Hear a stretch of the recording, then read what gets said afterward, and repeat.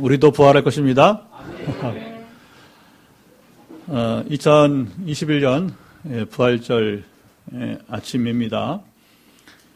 이 시간 눈을 들어서 우리가 예수님 부활하신 지난 시간에는 갈보리 우리 이제 언덕의 십자가를, 그리고 오늘은 이제 예수님 부활하신 예루살렘 동산으로 가봅시다. 부활은 비기독교인들만 아니라 기독교인들조차도 믿기가 어려운 것이에요. 세상에서 가장 믿기 어려운 게 뭐냐면 바로 부활입니다. 놀라운 것은 오늘 본문에서도 이 이야기를 전해주고 있어요. 자, 부활이 왜 믿기 어려운지 우리 다 같이 예루살렘으로 가봅시다. 자, 세 여인이, 오늘 본문에 보니까 세 여인이 이른 새벽에 어디론가 가고 있습니다. 이른 아침에 그들이 서둘러서 가려고 한 곳이 지금 어디일까요? 자, 1절, 2절 말씀을 읽어보겠습니다. 자, 1절, 2절 같이 선포해 봅시다. 안식일이 지남에 막달라 마리아와 야고보의 어머니 마리아, 또 살로메가 가서 예수께 바르게 하여 향품을 사다 두었다가 안식 후 첫날 매우 일찍 해 떠들 때 그 무덤으로 가며. 자, 여인들이 안식이 지난 새벽에 움직인 이유가 무엇일까요? 우리는 이제 유대교 법이라고 하는 것에 그 성경하고 유대교 법은 좀 다릅니다. 천주교 출신들은 아마 우리 김 목사님 잘 아실 거예요. 천주교는 성경 말고도 천주교 법이 있어요. 교황청에서 내려온 그런 전통과 그 종교 어떤 그 의식 여러 가지 그걸 따르는 법이 있단 말입니다. 그 성경과는 좀 다릅니다. 이제 그게 문제가 있는 거죠. 성경과 동일해 드리는데 성경과 다르다는 거예요. 그래서 성경의 의미가 본래 그런 의미가 아닌데 천주교나 유대교가 잘못 이렇게 적용한 것들이 많이 있어요, 사실은요. 물론 우리 개신교 안에도 지금 보면 그런 요소가 보입니다. 뭐냐면 성경보다 위에 있는 교회 관례들이 생기고 있어요. 무서운 얘기입니다, 여러분. 소위 내교라고 하는 것이 성경에도 없는데 희한하게 특수한 사람들의 어떤 바라는 것이나 아니면 그들의 유익을 위해서 이렇게 지금 상세하게 말하기 좀 어려운데, 근데 유대교인들이 이제 안식일에 어떤 법이 있었냐면 2km 이상을 움직일 수가 없어요. 안식일에는 차를 타고 가든 걸어가든지 간에 하루에 우리가 요즘 만보 걷기 하잖아요, 그렇죠? 만보가 아니라 2km를 걸을 수가 없는 거예요. 노동을 하면 안 되니까. 그러니까 이 법이라는 게 얼마나 우습게 됐는지 안식일에는 2km 이상 못 가는 겁니다. 자, 그들이 머물던 곳으로 추정되는, 여기 세 여제자들이 머물던 곳으로 추정되는 베다니에서 예루살렘은 약 3km 정도 됩니다. 그러니까 2, 3km 되는데 2km 넘는다는 얘기죠. 자, 세 여인이 아침부터 서두른 것은 안식일에 그곳에 가보지 못했기에 안식이 지난 새벽에 서두르게 된 거예요. 그대로 손에는 뭐가 있습니까? 미리 사두었던 향품이 있었고요. 3일이라고 하지만 사실은 약 36시간 전에 돌아가신 예수님의 시신에 향품을 바르기 위해서 사흘 만에 부활했다고 하지만 사실은 시간으로 따지면 불과 36시간 정도 됩니다. 자, 예수님의 죽음은 갑자기 긴급하게 이루어졌어요. 우리 지난주에 봤잖아요. 여러분, 예수님이 예루살렘 입성하실 때에 바리새인들이 봐라, 우리의 수고가 다 헛되다. 우리가 이게 예수를 못 이긴다고 본 거거든요. 그런데 한 주 사이에 완전히 여러분 역전됐잖아요. 예수님 십자가에 죽으셨잖아요. 그러니까 이것이 제자들에게도 충격이었고 사실은 예수를 죽였던 사람들에게도 굉장히 여러분 묘한 부분이 있는 거예요. 저는 그렇게 봅니다. 이런 것들은 뭐냐? 하나님의 뜻은, 저도 그런 경험을 많이 합니다. 때가 되면요, 무섭게 이루어집니다. 아주 빠르게 이루어집니다. 4년 5개월 만에 개척하고 성전이 이루어진다? 이건요, 상상할 수 없는 거예요. 하나님이 제게 주셨던 그 비전이 이루어진 것입니다. 끝이 아니니까 앞으로도 우리는 제 욕심도 아니고 제 계획도 아니고 뭐 저는 그런 상상 나라를 편 적도 없고 앞으로 보세요 한번. 하나님이 정말 무서운 분이에요. 이게 가능한가? 여러분 이걸 잘 보세요. 교회가 세워져는 걸 보면서 여러분 개인 도전을 가져보세요. 그래서 저는 여러분이 다 누리길 바랍니다. 근데 기회가 줬는데 그걸 이제 사용하지 못하면 개꿈이 되는 거예요. 소위 말하면. 나랑 아무런 관계없는 이야기가 되는 것입니다. 그러니까 여러분 부디 평생 동안에 이 복음을 누리기 바랍니다. 예수님의 죽음은 갑자기 긴급하게 이루어져서 그들의 충격과 슬픔이 매우 컸습니다. 무덤으로 가는 세 여인의 이야기겠죠. 자, 주님의 무덤으로 달려가는 그들의 마음은 매우 무거울 수밖에 없습니다. 자, 약간의 시차가 며칠간 있었지만 예루살렘을 떠나가는 두 남자가 또 있었습니다. 12절을 읽어보도록 하겠습니다. 뒤로 와서 12절을 읽어봅니다. 그 후에 그들 중 두 사람이 걸어서 시골로 갈 때에 예수께서 다른 모양으로 그들에게 나타나시니. 자, 여인들은 지금 어디로 가고 있어요? 주님의 무덤을 향해서. 이 남자 제자들은 어디로 가고 있어요? 거꾸로 예루살렘을 떠나서 지금 시골로, 자기 고향으로 가고 있어요. 그들이 예루살렘을 떠나는 길은 바로 여인들이 예루살렘으로 가는 길처럼 편치 않았어요. 방향은 서로 엇갈리는데 한쪽은 예루살렘으로, 한쪽은 떠나서 고향으로 가는, 그러나 그 여제자들이나 남자제들은 모두가 다 편치 않았다고 하는 겁니다. 왜 그렇습니까? 이 남성자들은 모든 것을 버리고 스승이신 주님을 따랐잖아요. 모든 걸 다 버렸단 말입니다. 야, 예수면 충분하다. 나의 그동안의 인간관계, 나의 모든 직업, 관계없다. 예수면 충분하니까. 그들이 평생 기대를 걸어온 삶이 여러분, 주님이 죽으니까 말하자면 무너진 것 같았던 거예요.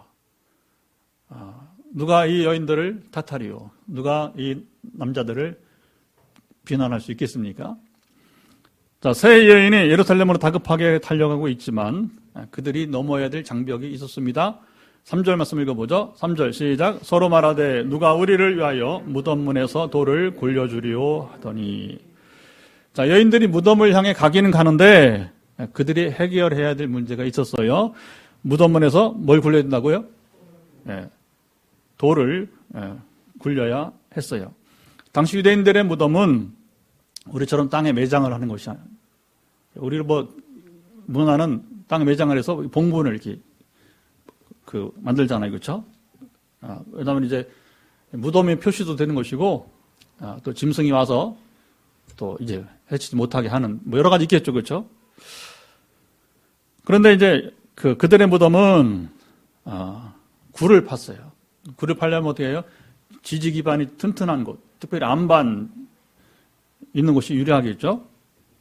그래서 집처럼 만들고 시신을 안에 두었습니다.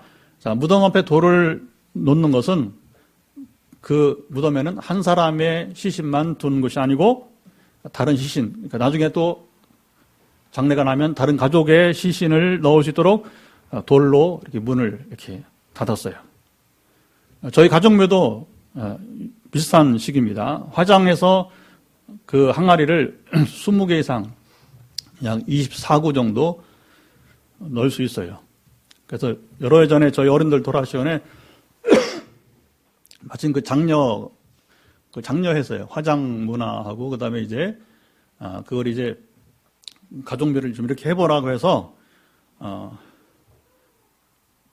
대신에 우리가 이제 이렇게 굴을 판 건 아니고 똑같이 봉분식으로 하는데 거기 속에다가 이제 이렇게 항아리를 놓을 수 있도록 그렇게 하게 된 것이죠. 그리고 돌문을 똑같이 열고 넣게 돼 있어요. 그런데 전문가가 오지 않으면 저희 못 엽니다. 무거워서. 그리고 도로래식으로 만들어놨기 때문에 장돌이 아시죠? 장돌이하고 그 힘 있는 남자들이 와야지 뭐냐면 그걸 장돌이를 이용해서 이렇게 도로래식으로 이렇게 굴려갈 수 있어요. 근데 이 돌들을 그 당시에는 우리 가족묘는 크지는 않습니다. 그런데 이제 지금 이 무덤이 누구 무덤이에요? 아니 원래 소유주가 누구냐고요? 아리마대 요셉이에요. 아리마대. 왕들이나 부자들의 묘는 굉장히 컸다는 거죠. 그러니까 무덤이 클수록 돌문은 더 커지니까 돌이 더 커진단 말이죠. 이 여성들이 전혀 움직일 수 없는 돌이었다고 합니다. 자, 오늘 본문은 언급하지 않지만 이 돌문을 열기 전에 넘어야 될 장애물들이 또 있었습니다. 어떤 장애물이에요? 예수님 무덤에는 누가 지키고 있습니까? 로마 군병들이 지키고 있었어요. 또 무덤문에는 빌라도가 어떻게 했다고요? 인봉해버렸어요. 아무도 이 돌문을 열 수 없다. 당시 여러분 누가 로마 총독의 말을 여러분 어길 수 있겠습니까? 자, 마태복음 27장 62절, 66절을 보게 되면 경비병과 함께 돌을 인봉하고 무덤을 굳게 지켰다 이렇게 기록을 하고 있습니다. 자, 여인들이 비록 현장에 도착한다 하더라도 그들이 할 수 있는 일은 아무것도 없었습니다. 자, 이런 상황에도 세 여인은 주님의 무덤을 향해 향품을 가지고 여러분 갔습니다. 다시 또 예루살렘을 떠나 시골 누가복음 24장에 보게 되면 그 중에 한 사람은 글로바라고 하는 이름으로 나옵니다. 또 한 사람 누구인지 몰라요. 자, 이들의 모습을 보십시다. 그들이 엠마오로 가는 길에 자, 부활하신 예수님이 나타나셨죠? 만났어요? 부활하신 주님이 그 사랑하던 제자들을 만나줬는데 그들이 알아보지 못했어요. 그들은 부활하신 주님 앞에서 영적인 눈이 어두워서 주님의 죽으심으로 인한 실망감만 표시하게 되었습니다. 주님 자연스럽게 그들 사이에 끼어들었어요. 대화를 통해서. 근데 그들은 주님인지 모르니까 자기들의 지금 우울한, 자기들의 슬픈 감정을 표시했을 뿐입니다. 나사렛 예수께서 하나님과 모든 백성 앞에서 말과 일에 능하신 분이었는데 이렇게 말합니다. 그리고 우리는 그분이 바로 주님이 이스라엘을 속량할 자, 이스라엘 구원할 자로 보았어요. 그런데 갑자기 분위기가 바뀌어서 대장들과 관리들이 사형 판결에 넘겨줘. 바로 우리 주님이 십자가에서 무기력하게 죽고 말았다고 한숨을 내뱉었습니다. 자, 주님의 무덤으로 향하던 세 여성 제자들이나 자, 예루살렘을 떠나서 지금 부활하신 주님 앞에 탄식하고 있는 두 제자들은 모두 부활의 주님을 믿지 여러분 못하고 있었습니다. 자, 이 남녀 제자들은 과연 주님의 부활을 여러분 믿을 수 있었을까요? 오늘 본문 좀 더 우리가 봅시다. 자, 세 여인이 예수님의 무덤을 향해 달려간 것은 주님의 부활을 믿었기 때문이 아니에요. 그들이 그들이 무덤으로 향한 것은 주님이 죽으심으로 인한 슬픔과 그리고 주님을 시신으로나마 한 번 더 뵙기를 원했기 때문에 당시 풍습대로 주님의 시신에 향품을 바르려고 갔어요. 한 번 더 볼 수 있다는 거죠. 우리는 말하면 이제 되게 이제 그 입관하기 전에 그렇죠? 시신을 냉동을 했다가 입관할 때 보잖아요, 그렇죠? 근데 여기는 이제 날씨가 덥기 때문에 24시간 안에 장례를 치르게 돼 있어요. 대통령도 소용없습니다. 아무리 고관이라 할지라도 뭐냐면 종교적 여러분 최고 그 어떤 그 지위가 있는 분이라도 상관없어요. 이건 뭐 의료법으로 24시간 안에 장례를 치러야 되니까 오늘 죽으면 내일 장례 치러야 되는 거예요.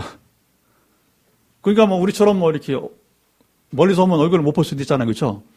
그래서 그런 여튼 간에 무덤에 놓고서 뭐냐면 그 어느 시간 지나서 향품을 한 번 더 바르면서 얼굴을 볼 수 있는 그런 전통이 있었던 것 같습니다. 그러니까 여인들은 오직 이것만 바라고서 지금 달려온 것이지 무덤이 비었다든가 주님 부활 이건 전혀 상상하지 못하고 달려온 것입니다. 자, 이렇게 하려면 경비병들을 물리치고 무덤문에 빌라도 인봉을 떼고 지금 산산첩첩이에요. 마지막 돌문을 열어야 하는 과제가 있었어요. 자, 이 여자들은 이런 상황을 따지지 않고 오직 주님을 사랑하는 마음, 한 가지면 주님을 사랑하는 마음으로 무덤으로 달려갔어요. 이런 일들은 보통 남자들이 못합니다. 특별히 경상도 남자들 못합니다. 상상할 수도 생각할 수도 없는 일들이에요. 근데 여러분 역사는요 도전하는 자들의 것이에요. 역사는 구하고 찾고 두드리는 자들의 것입니다. 예수님이 왜 구하고 찾고 두드리라. 시작. 구하고 찾고 두드리라. 사람 도전하지 않으니까 하나님께 대해서 너희들이 한번 구해보라. 찾아보라. 두드리라. 마태복음 7장 7절 12절에 말씀하잖아요. 또 예수님은 하나님 나라는 침노하는 자의 것이라고 했습니다. 하나님 나라는 침노를 당한다. 여러분 가만히 계시지 말고 좀 도전해 보세요. 도전한 자만이 여러분 그 나라를 누릴 수 있게 되는 것입니다. 마태복음 11장 12절이었어요. 오늘 본문의 여인들이 이런 진리를 깨닫고 알고 무덤으로 달려간 것은 또 아니에요. 여인들의 순수한 마음의 반론은 어떻게 됐는지 다시 예루살렘으로 가보도록 합시다. 4절 말씀 읽어보죠. 4절 시작. 눈을 들어본 적 벌써 돌이 굴려져 있는데 그 돌이 심히 크더라. 자, 세 여인이 지금 주님 무덤에 가보니 놀라운 것은 그들의 염려하던 문제가 세 가지가 다 해결됐어요. 가보니까 경비병이 없었어요. 아무도 없었어요. 그 다음에 이것 말고는 여러분 이제 인봉을 뜯어야 들어갈 거 아니에요. 그렇죠? 인봉도 뜯어져 있고 가장 걱정하던 돌도 이미 굴러져 없어져 버렸어요. 속 시원하게 문제들이 다 해결되었어요. 보통 사람들은 이런 문제가 해결되면 무덤으로 가겠다고 여러분 했을 거예요. 그렇죠? 우리 신한테 그렇잖아요. 주님 먼저 좀 해보세요. 그러면 내가 갈 테니까. 이런 사람은 평생 아도 거의 기절 경험하기가 어려울 것입니다. 하나님은 믿음을 여러분 구하세요. 믿음을 요구하세요. 이걸 잘 보시기 바랍니다. 그리고 성경은 바로 이렇게 믿음으로 반응한, 믿음을 취한 자들의 역사 이야기를 기록하고 있는 것입니다. 여자들은 그렇지 않고 그냥 갔었는데 문제는 뭡니까? 이 문제들이 다 해결되었다고 하는 것입니다. 우리 인생에는 어떤 때는 여러분 결단해야 할 때가 있어요. 머뭇거리지 말고. 근데 그때 만약 결단하지 않으면 영영 기회를 놓칠 수도 있다고 하는 것입니다. 그런 말이 나온 게 뭐냐 그래서 예수를 안 믿는 사람들도 인생에 세 차례는 서너 번은 기회가 온다. 그런 말이에요, 여러분 보면. 그런데 그것이 세상은 우연이라고 말하지만 우리는 우연이라고 말 쓰지 않고 섭리라고 하나님의 뜻이 이루어지는 것입니다. 하나님이 여러분의 기회를 주시는 것입니다. 자, 어떻게 이런 여러분 일이 일어났을까요? 5절을 말씀 읽어보죠. 5절 말씀 시작. 무덤에 들어가서 흰 옷을 입은 한 청년이 우편에 앉은 것을 보고 놀라매. 자, 여인들이 걱정하던 바로 문제를 해결한 한 청년이 지금 무덤 안에 앉아 있었습니다. 이 청년은 흰 옷을 입었고 여인들이 보면서 아주 놀랐어요. 이른 아침에 주님의 무덤은 비어있고 한 사람이 여러분 무덤에 앉아 있으니까 어두컴컴한 무덤 속에 앉아 있으니까 여인들이 놀랐죠. 그들이 놀란 이유는 이 청년이 또 영물인 천사였기 때문입니다. 성경에는 천사를 보고 놀란 이야기들이 여러분 신구약에 여러 차례 나오게 됩니다. 다윗도 보면 다윗이 밧세바 이후에 다시 또 말년에 죄를 범하죠. 인구조사를 했다가 하나 원치 않는 했다가 7만 명이 죽어가요. 죽으면 천사가 내려와서 휩쓸고 가는데 그때 뭐냐면 다윗이 뛰쳐나가죠. 천사에게 뛰쳐나가서 자 나를 죽이시라고. 죄는 내가 지었는데 이 백성들이 죽음을 당하니까 그래 다윗 성군이에요. 지금 미얀마 보세요. 미얀마 권세를 지금 잡겠다고 한 군인이 참 끔찍한 일이 벌어졌잖아요. 그렇죠? 좀 있어서는 안 될 일이 일어나고 있단 말이에요. 이 미얀마에. 과거 우리나라 모습 보는 거와 똑같아요. 근데 다윗은 그렇잖아요. 나 때문에 이 백성이 죽을 수 없다. 그러니까 천사 앞에 두려움으로 뛰쳐나가게 된 겁니다. 하나님이 거기서 천사를 멈추게 되는 거죠. 여러분 천사 만나보세요. 여러분도 두려워 떨 겁니다. 물론 천사는 때마다 다른 모양으로 나타나기 때문에 너무 두려워하지 마시고 상황에 따라서 다윗에게는 지금 다윗 죄 때문에 심판한 천사의 모습으로 나타났단 말입니다. 그러나 그렇지 않더라도 우리가 아는 바대로 사가랴나 마리아도 가브리엘 천사는 좋은 소식을 전하는 전령이잖아요. 메신저잖아요. 그렇죠? 그럼에도 불구하고 사가랴나 마리아가 크게 놀란 것을 보게 됩니다. 천사는 하나님 말씀을 대행하고 섬기는 영물이 됩니다. 히브리서 1장 14절 모든 천사들은 섬기는 영으로서 구원받을 상속자들을 섬기라고 보내심이 아니냐. 역사에 천사를 숭배하는 경우도 있었습니다. 잘못된 신앙입니다. 만나보니까 너무 두렵고 떨리니까 영물이니까 그렇다고 천사를 숭배하면 안 됩니다. 천사는 섬기는 영으로 구원받은 우리를 섬기라고 여러분이 이제 보내주신 것입니다. 때마다 기도원에 나타나기도 하고, 그렇죠?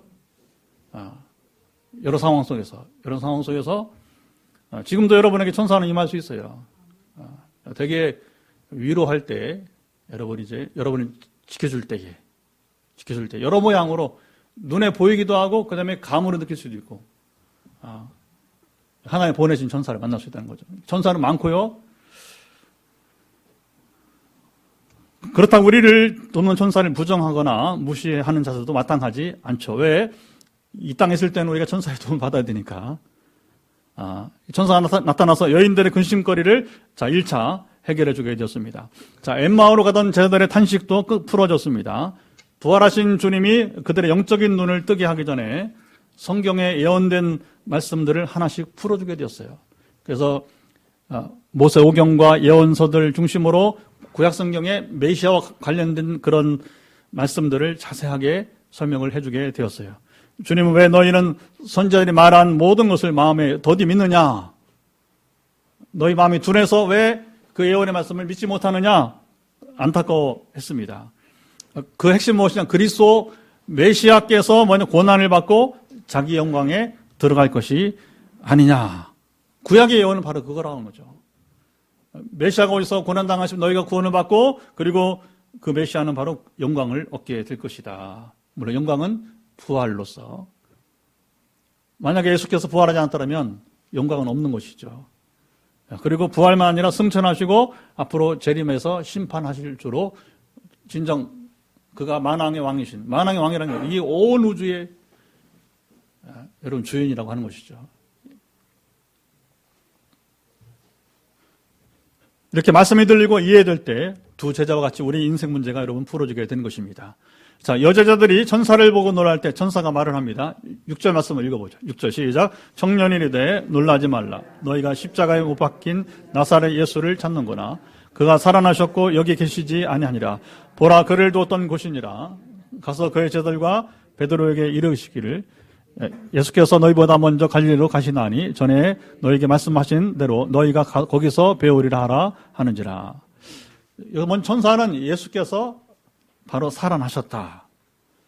주님이 부활하셨음을 여러분 선포하고 있습니다.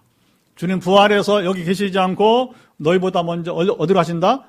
갈릴리로 가실 것이다. 그런데 이것은 뭡니까? 이미 전에 제자들에게 말씀하신 바가 있다. 천사는 자기 말한 게 아니라 이미 말씀하신 주의 말씀을 다시 기억나게 하고, 그리고 뭡니까? 이제 갈릴리로 갈 것을 촉구하게 되는 것이죠. 여인들이 허탈한 마음, 무거운 마음으로 무덤을 향했는데 그들의 모든 문제가 지금 풀린 순간이었어요. 돌을 굴리는 것부터 이제 빈 무덤 가운데 주님이 부활하셨다는 여러분 복음까지 들었으니까요. 하지만 여인들은 아직 부활을 믿지 못했습니다. 왜 그랬을까요? 빈 무덤만 봤기 때문에.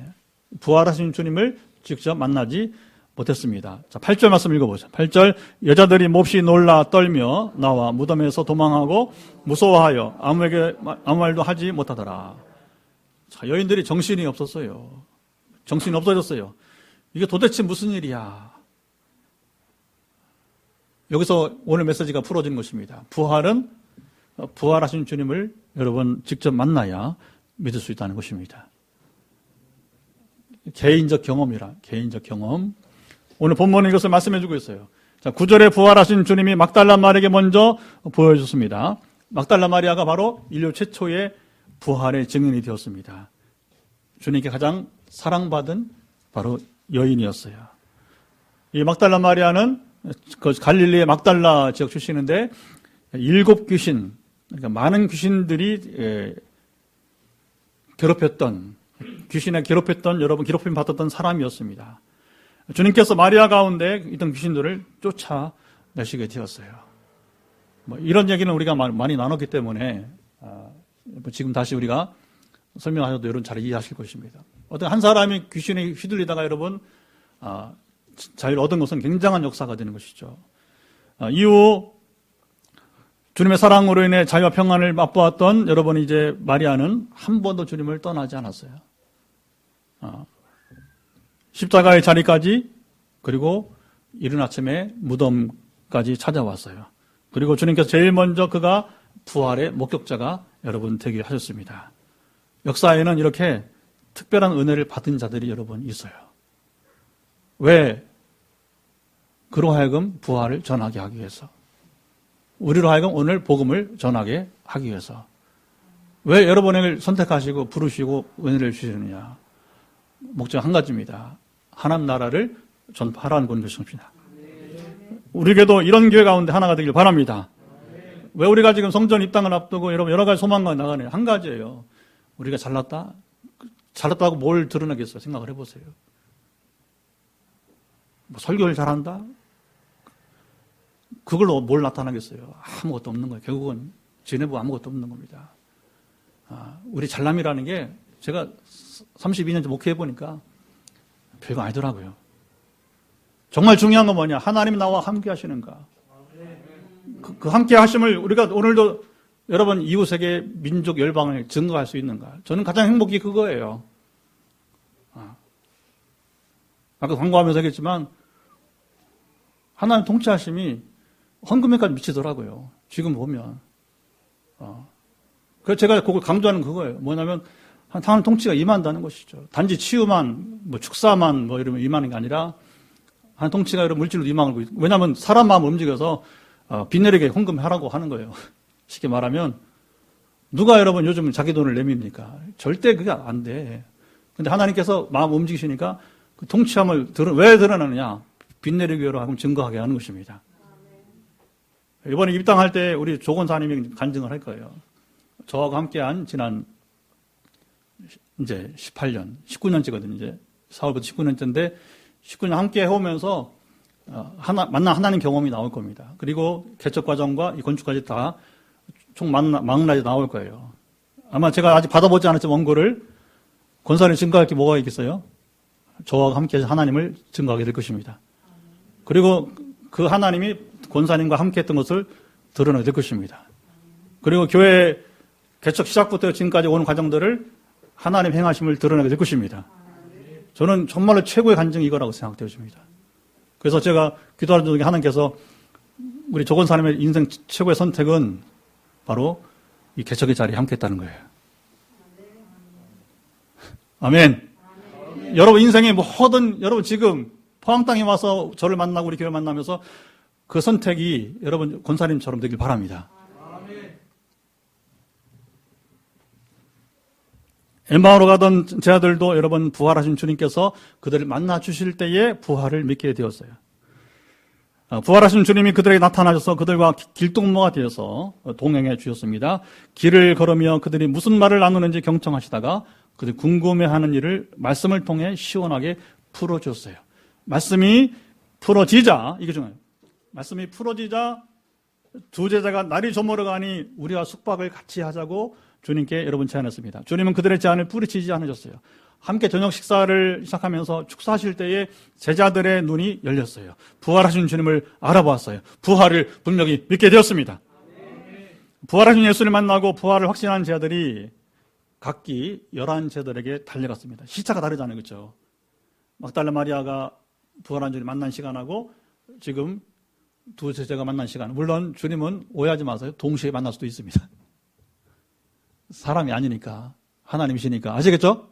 만약에 저를 만나는 동안에 다른 사람 못 만나면 큰일 납니다. 왜? 세계에는 문제가 있는 사람도 얼마나 많이 있는데, 그렇죠? 그게 하나님 전능하심이라는 거예요. 전능하심이라는 거예요. 그걸 여러분 생각하지 마세요. 시편 121편에 하나님은 졸지 않으시고 주무시지 않는 분이라고 하는 겁니다. 피조물이 아니라는 거예요. 우리 생각으로 제한하지 마시고 저를 만나도 다른 여러분을 만날 수 있어요. 또 여러분 세계 온 모든 사람을 만날 수 있습니다. 제자들이 낙심하여 있는 자리에 가서 막달라 마리아가 주님이 부활하셨다고 전했어요. 내가 부활하신 주님을 만났습니다. 엠마오로 가던 자들도 잠시 후에 또 들어와서 부활하신 주님을 만났으니까 밤길을 두려워하지 않고 그들이 여러분 이제 전에 제가 성지 갔을 때 예루살렘에서 텔아비브로 공항으로 가는 중에 그 가이드가 말하더라고요. 여기가 바로 엠마오라고. 근데 밤에 걸어가기는 그렇게 짧지 않는 거리여요. 그러니까 베다니에서 여러분 저기 예루살렘 가는 길은 이건 뭐 아무것도 아니고 상당히 텔아비브 쪽으로 가다가 중간에 제가 분명히 기억합니다. 여기가 바로 엠마오라고 하더라고요. 그러니까 그 당시 밤길을 여러분 그냥 그 부활의 주님 만나면 죽음이 두렵지 않잖아요. 그렇죠? 그러니까 뭐 지금 짐승이 뭐고 소용없는 것이고 지금 중요한 게 뭐예요? 제자들이 가서 주님이 부활한 사실을 증거해야겠다고 하는 거. 할렐루야. 즉시 돌아왔어요. 제자들에게 주님이 부활했습니다. 우리가 부활하신 주님을 만났습니다. 증언했어요. 하나님을 통한 신앙 경험은 여러분 동일한 것입니다. 막달라 마리아가 경험한 부활의 주님이나 두 제자가 만난 부활의 주님 동일하게 된 거예요. 하나님은 한 분이시기에 여러분 그렇습니다. 부활하신 주님이 한 분이시고 성령님도 한 분이세요. 저도 교단적인 차이나 여러 가지 차이 때문에 전에 2010년 이전에는 뭐 조영기 목사님, 뭐 최자실 목사 이런 사람들은 뭐 난 전혀 다른 사람이니까 관심도 없었어요. 근데 성령 임하시면서 전에 왔던 김대영 목사 ENF 이분이 성령께서 말씀했는지 그냥 불현듯 뭐냐면 목사님 무시하지 말고 왜냐면 우리 알잖아요. 우리 장로교랑 순복음교 차이 아니까 무시하지 말고 겸손하게 한번 조영기 목사님 그다음에 그 장모 되는 최차실 목사님 책을 한번 읽어보라고. 시중에 많이 있을 테니까 깨닫는 바가 있을 것입니다. 굉장히 완메시지를 줬는데 가보니까 책이 몇 권인데 2,000페이지 됐어요. 한 일주일 안에서 다 읽었습니다. 쉬우니까. 그리고 제가 성령 임했기 때문에 왜 그리 빨리 읽었느냐. 그들이 만난 성령님이 별것더라고요. 제가 임한 성령은 똑같더라고.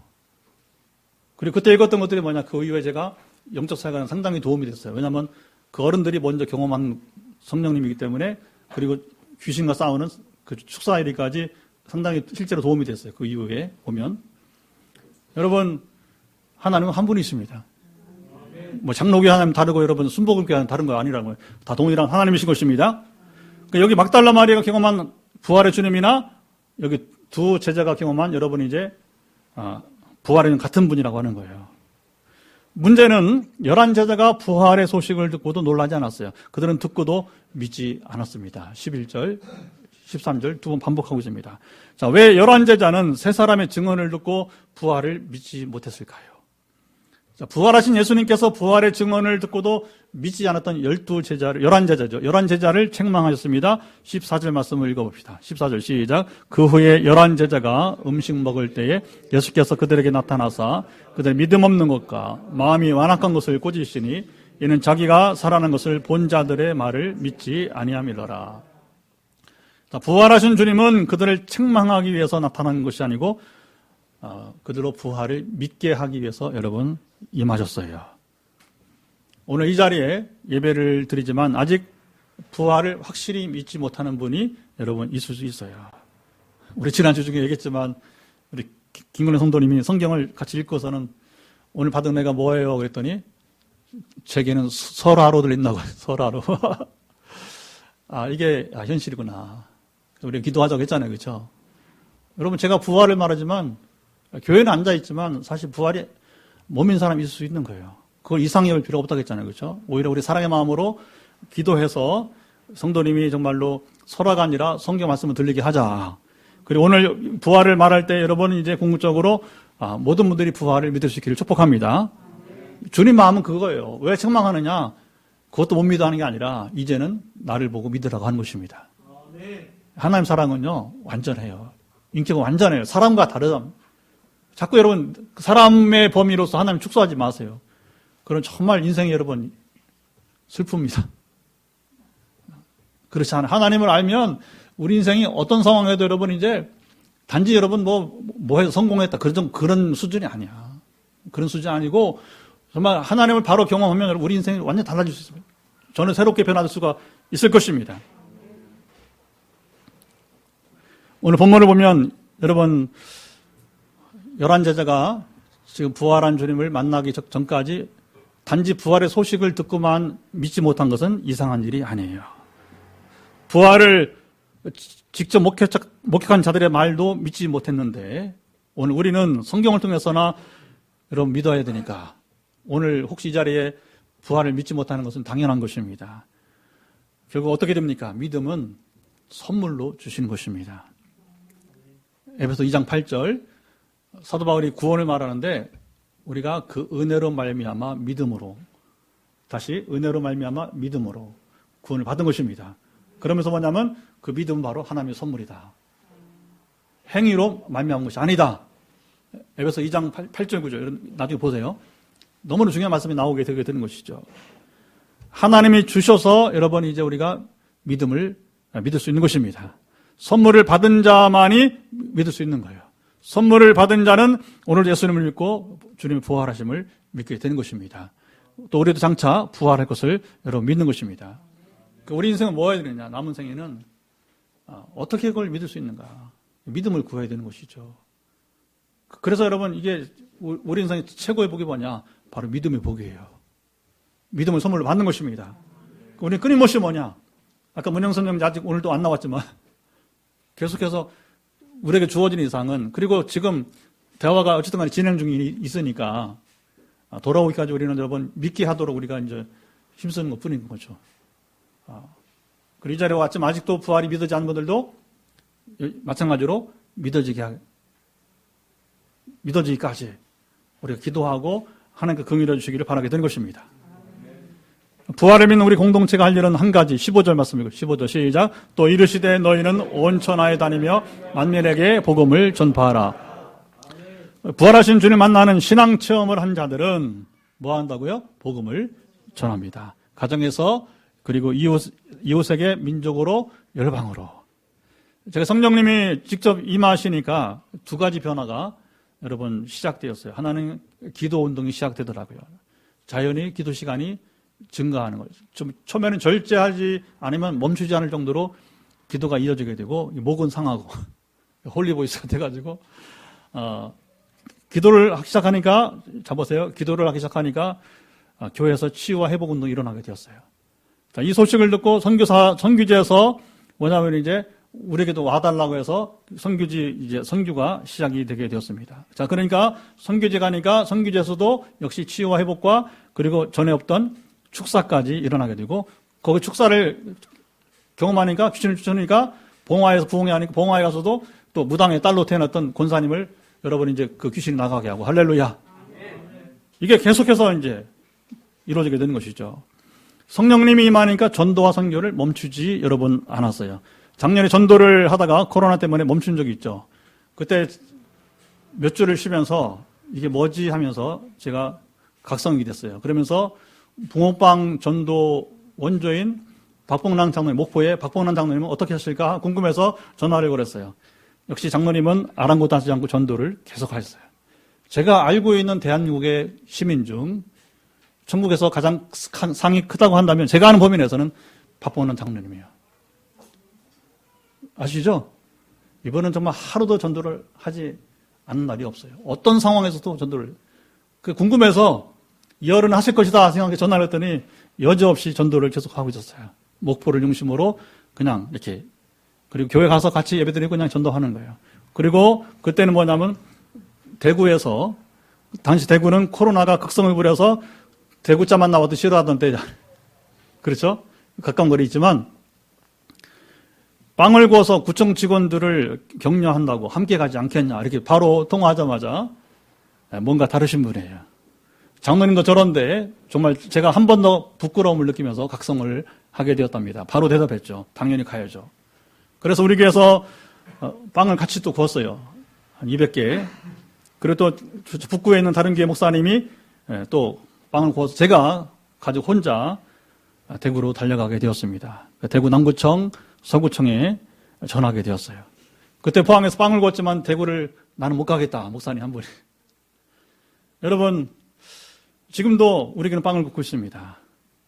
서울에 있는 우리 네트워크 목사님들이 말해요. 놀래요. 이 상황에서도 전도를 하고 있느냐고. 여러분 알다시피 우리가 지난 그 이후로 전도를 쉰 적보다 한 적이 더 많아요. 멈출 수 없는 것입니다. 이유는 무엇입니까? 제가 잘나서 아니요. 성령님이 임하시니까 우리는 가야 되는 것입니다. 가야 되는 것입니다. 최근에 경주에 사는 서영미 전사라고 얼굴 아시는 분들 있죠. 우리에게 전도를 지원해주러 와요. 집은 경주고 섬기는 교회는 부산에 있어요. 중간에 한번 이제 부산의 교회를 정해놓고 우리 교회로 왔으면 좋겠다 했었는데 도의적으로 이제 거기를 못 가겠다 못 하고서 그래서 이제 대신에 전도를 해주러 이렇게 너무 귀해요, 여러분. 저는 또 이런 사람 처음 봅니다. 그분이 우리 교회 와서 전도해 줄 이유가 하나도 없는 거예요.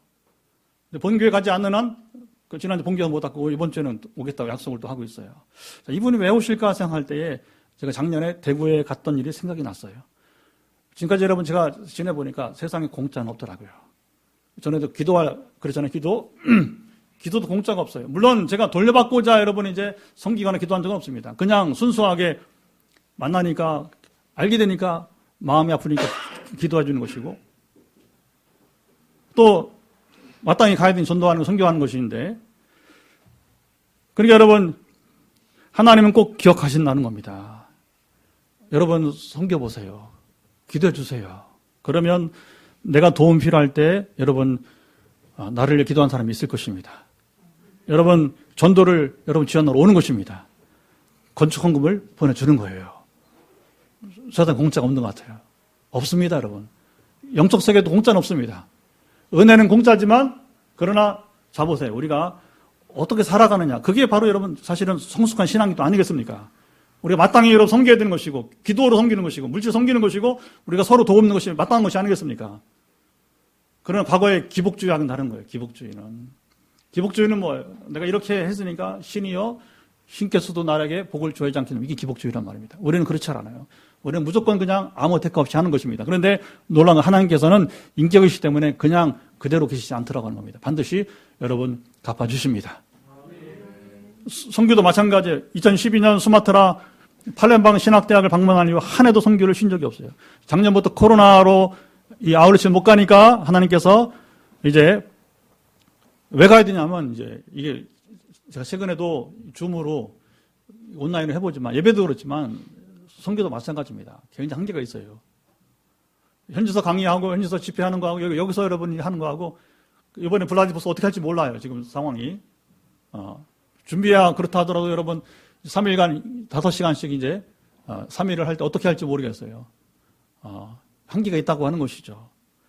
그런데 못 가니까 어떻게 합니까? 어느 성령님께서 내게 있는 영어책을 숨기지 버리면 안 되겠느냐? 오병을처럼 네가 먼저 내놔봐라. 그리고 우리가 여러분 알고 있는 대로 그 신학책을 보내게 하시고 또 이제 또 번역을 해서 또 보내고 또 우리 교회는 작은 교회지만 선교사들이 자주 왕래를 합니다. 지난달 IT의 김연아 선교사가 오게 되었어요. 여기 오면서요 이번에 굉장히 네트워크 형성되었어요. 여기만 온 게 아니라 CBS로 또 이제 밀양에 또 밀양 목사님, 군인 목사님, 또 장로님이 또 대구에 이렇게 계속해서 네트워킹이 되면서 적지 않은 선교비를 이번에 받게 되었어요. 이 김연아 선교사가. 그러면서 우리 교회 와서는 뭐냐면 피아노 보든 피아노 주면 안 되겠느냐. 의자 보든 의자가 좋은데요. 그래도 그 다음에 달라고까지 몰랐어요. 그런데 달라는 얘기더라고요. 그 의자를 저거 우리 와인색 칼라 있잖아요. 근데 여러분 IT에서 달라는데 지금 뭐 선교비 우리가 못 주니까 그러니까 뭐 이거 줄 수밖에 없는 거 아니에요. 그러더니 또 우리 또 조건사님이 의료를 담당하니까 의료 지금 여기 몇 박스 지금 와 있고 또 어디 저기 택시사님이 전화하다 보니까 또 리코더 학교에 제철구에 리코더를 수집을 해갖고 지금 세척을 해갖고 지금 보내려고 있습니다. 이 작은 성김이지만 여러분 쭉 보면 우리가 작은 교회가 아닙니다. 작은 교회가 아닙니다. 보세요. 이런 교회가 크다고 이렇게 할 수 있는 것이 아니라고 하는 거예요. 우리가 못하니까 CBS 연결해주고 여러분 제가 하려고 한 게 아니라 그렇게 상황이 이렇게 하나님 만들어주게 되는 거예요. 다른 교회 연결해주고 그리고 우리가 할 수 있는 것들은 근데 우리가 보내는 것만 하더라도 교회가 크다고 이만큼 보내지 못했다는 거예요. 자, 5월 초에는 우리 일정이 좀 바뀌었습니다. 그래서 이제 5월 초에는 이규대 선교사님이 인도네시아 팔렘방, 6월에는 정균호 러시아 선교사가, 9월에는 이분한테 양해를 구했어요. 원래 4월에 오실 분인데 우리가 너무 많이 선교사를 맞이할 수 없으니까 당신이 양보하시죠. 저는 한번 왔으니까 그랬더니 이제 얼마든지 양보하겠다고 해서 이제 9월 이후에 아프리카 폴킴 선교사 오게 될 것입니다. 여러분, 저도 한계를 알기 때문에, 저도 한계가 있기 때문에, 저도 시간과 물질 한계가 있기 때문에, 그러나 선교사와의 교류는 늘 있어야 될 것입니다. 오늘 여러분 우리가 라마단 기간에 무슬림 기도 받았죠, 그렇죠? 그냥 가볍게 넘기지 마시고 그 날짜에 여러분이 잠깐 5분이면 하루 기도해요. 그 한 지역을 기도하는 거죠. 한 마을을 기도하게 될 텐데 여러분 선교는 멀리 있지 않습니다. 그게 선교입니다. 책 보지 마시고 그냥 집에 두지 마시고 반드시 여러분 하루가 가기 전에 그 한 나라씩 여러분 기도해 주시기 바랍니다. 선교는 그렇게 되는 거예요. 우리가 작지만 작은 대로 선교사가 왕래할 때 우리가 사랑으로 맞이해 주시기 바랍니다. 이 아울렛에 못 가니까 우리가 도날기 네트워크에서 선교 축제를 지금 줌으로 하고 또 블라디보스톡 또 우리가 또 이제 줌으로 참여합니다. 전도와 선교는 우리 평생 멈출 수 여러분 없습니다. 부활한 주님이 우리를 만나주시고 내리시는 지상명령, 최고의 명령인 겁니다. 우리의 최고 소망 무엇입니까? 최고의 선물이 무엇입니까? 바로 부활이에요. 부활이 있으므로 우리 인생은 참말로 여러분 허무한 인생이 아니라 의미 있는 인생이 되게 되는 것입니다. 여러분 만약에 부활이 없다면 죽음이 끝이라면 자살에 대해서 그렇게 미련 없을 거예요. 어차피 한 번뿐 인생 사라질 인생인데 여기 자살에 대해서 그러나 부활이 있기 때문에 자살은 굉장히 위험한 겁니다. 해서는 안 되는 것입니다. 물론 오죽하면 얼마나 힘들면 고통스러우면 그 마음은 이해하고 우리가 품어주겠지만 그러나 그것 때문에 영생을 뺏길 수는 없는 것입니다. 참 어려운 주제입니다. 그러나 강조하고 싶은 것은 자살이 아니라 부활이죠. 부활이 있으므로 우리가 여러분 이 땅에 살아가는데 얼마나 소망이 넘치고 있습니까? 할렐루야. 그리고 부활을 여러분이 이제 부활하신 주님 때문에 그 주님은 지금 이 땅에서도 뭡니까? 아무리 소망 없는 것이라도 그러니까 여러분 그렇잖아요. 마른 뼈가 일어나는 에스겔의 환상 골짜기와 같이 주님 자신이 부활하심으로 지금도 여러분 아무리 소망이 없어 보는 그곳에서도 여러분 소망이 일어날 수 있는 거예요. 항상 우리가 오늘 다시 한번 기억합시다. 지금 내 모습, 내 가정 보지 마세요. 여러분 가운데는 지금도 저를 통해서 비전 선포된 사람들이 있어요. 여러분 조금 집중하세요. 그 비전을 그냥 목사님이 그냥 기분 좋으라고 그렇다면 제가 전하지 않습니다. 저 그리 실없는 놈 아니에요. 그리 실없이 살아갈 만큼 여유가 있는 사람이 아닙니다. 그리 낭비할 시간이 없어요. 왜 선포하느냐? 저는 여러분의 각각 정해주신 그 비전들이 이루어지길 바랍니다. 꿈이 이루어지길 바랍니다. 그게 목회자의 보람이에요. 정말 그걸 누리길 바라요. 그런데 문제는 뭐냐면 이해하고 들으세요. 저렇게 해서 꿈이 이루어질까? 이건요, 제가 말하지 않아도 상식적으로 알 수 있는 거예요. 꿈이 이루어지려면 우리가 어떻게 해야 되는가 하는 여러분 자명한 거 아니겠습니까? 그러니까 꿈이 있다고 여러분 우리가 족한 것이 아니라 그러니까 우리 한 사람 우리 한 가정 특별히 우리 지금 이곳에 모이는 가정들에게는 하나의 특별한 계획들이 있어요. 왜 그러냐면 우리 잘나서가 아니라 막달라 마리아처럼 두 제자처럼 부활을 증거하게 하기 위해서 복음을 전하게 하기 위해서 지금도 목적을 위해서 주님은 여러분 우리를 부르시고 이끄시고 있는 줄 믿습니다. 자, 이 사명을 잘 감당하는 이게 선택사항이 우리가 여러분이 이제 누구든지 우리가 순종해야 되는 이 사명인데 잘 감당하는 교회가 되도록 이 시간 우리가 일어나서 찬송하며 기도하도록 합시다. 예, 우리 찬송 아까 부활 찬송이 있었죠? 예.